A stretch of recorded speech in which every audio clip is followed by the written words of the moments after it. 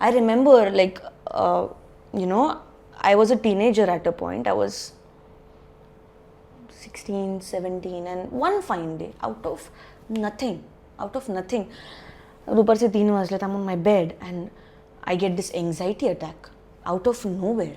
काही कारण नाही. Panic attack. It's a panic attack. For what?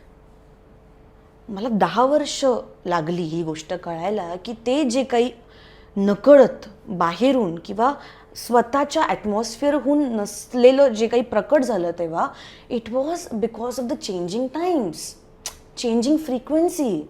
So sometimes आपण जे स्वतःसोबत खूप टफ होतो ना, अरे काय होतं मला कळत नाही, चिल. आपलं जग बदलत आहे, आपली फ्रिक्वेन्सी बदलते आहे. तू जर बघशील अर्थ दिवसेंदिवस तिचं जी गती आहे ती स्लो होते आहे.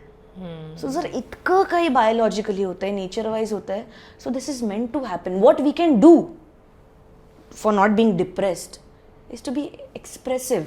आणि त्यामुळे मी म्हणते की स्वतःला किंवा जी लहान मुलं आहेत त्यांना कलेला त्यांना इंट्रोड्यूस करा. Because what is universe and cosmos and us, we are nothing but a piece of work, like an art.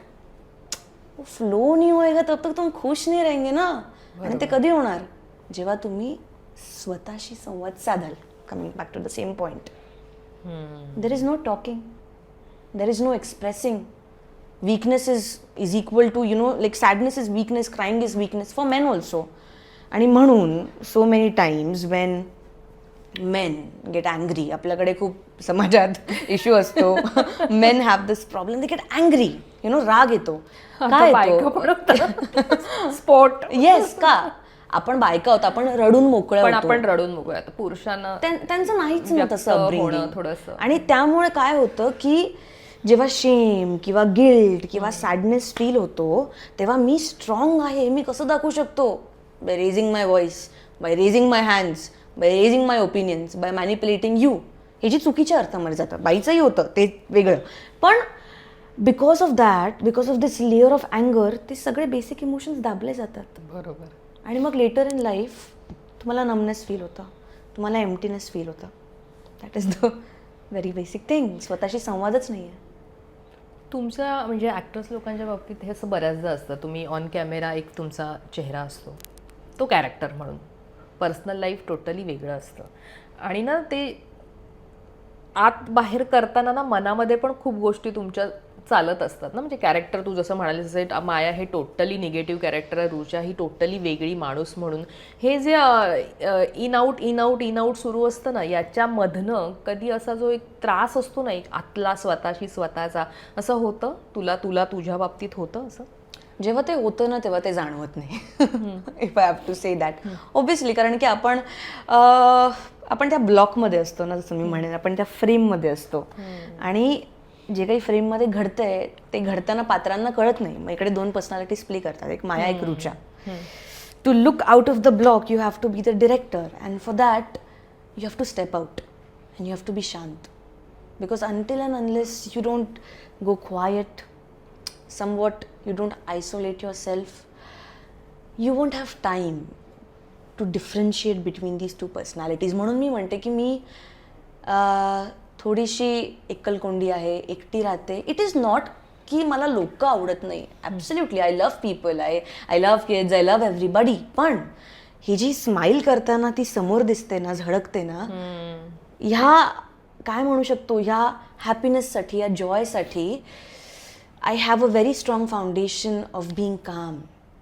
आणि तो कामनेस मला तेव्हा मिळतो जेव्हा मी स्वतःच्या संगतीत राहते. जेवढं तुम्ही स्वतःला ओळखायला लागाल, स्वतःची डिस्कव्हरी कराल, तेवढं तुम्हाला तुम्ही कसे आहात, वावरताय, जगाला तुम्ही कसे दिसताय आणि तुम्ही जगाला कसं दिसलं पाहिजे हे तुम्ही ठरवू शकता. So that's why me and my car, me and my diary, me and my camera, me and my soul सखी. बरं, आत्ता तुझी जर्नी सुरू आहे, म्हणजे खूप मोठा पल्ला तुला गाठायचा आहे. आणि मी असं म्हणेन की असं असतं ना प्रत्येक करिअरमध्ये, म्हणजे किंवा प्रत्येकाच्या करिअरमध्ये, तुझ्या म्हण, माझ्या ह्याच्यात म्हण, फेल्युअर आणि सक्सेस हे हातात हात घालून समोर येतात. आपल्याला त्यांच्यासोबत जायचं असतं.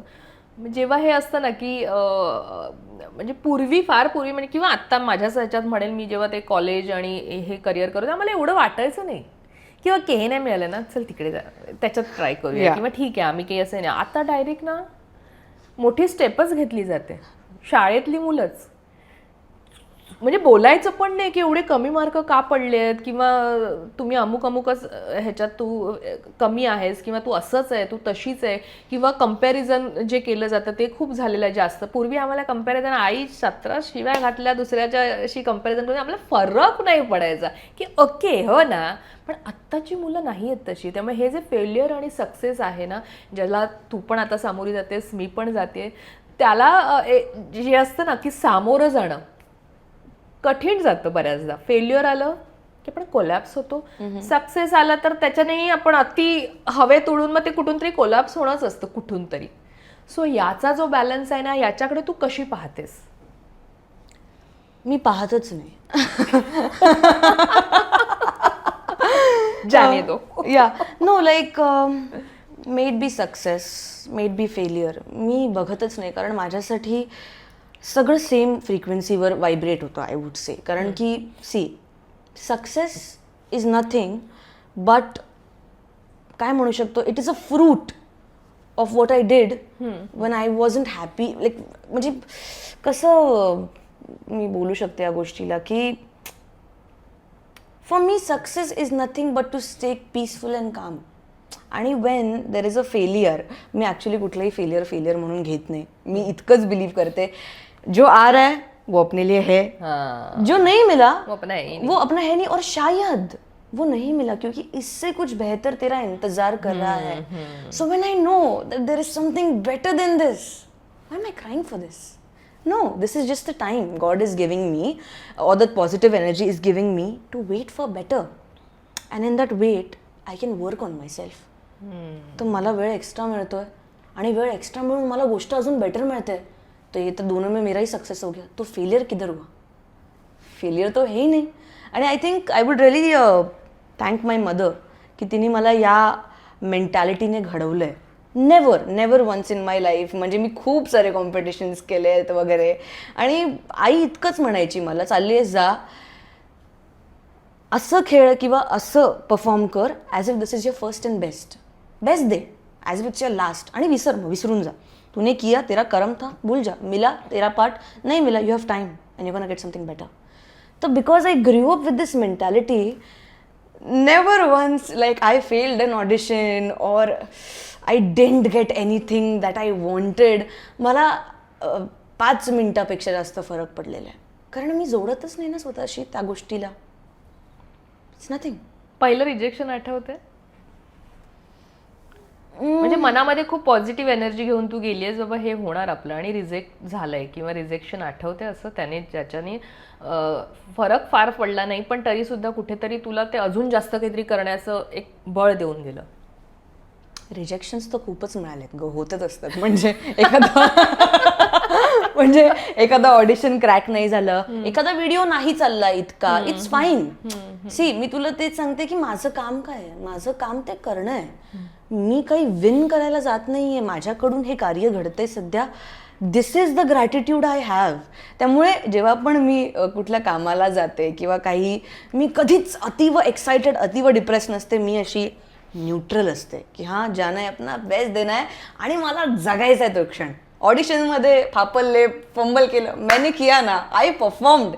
मला ही एक अपॉर्च्युनिटी मिळाली. किंवा माझ्या व्हिडिओला कधी कधी इतके व्ह्यूज नाही गेले तरी काही लोकांपर्यंत तरी ही गोष्ट पोचली, काही लोकांना हे दिसलं, बस काही लोक, तेवढं तो आनंद मिळून जातो. कारण की अगेन मला कॉम्पिटिशनच नाही आहे कोणाशी. आपल्याला फेलियर कधी वाटतं जेव्हा मला ते मिळत नाही, आणि मला न मिळाल्यावर काय वाटतं, कारण मी कम्पेअर करते स्वतःला. बरोबर. So there is no comparison, there is only one thing that हां, मुझे कल से बेटर करना है, बस. या that is how I deal with.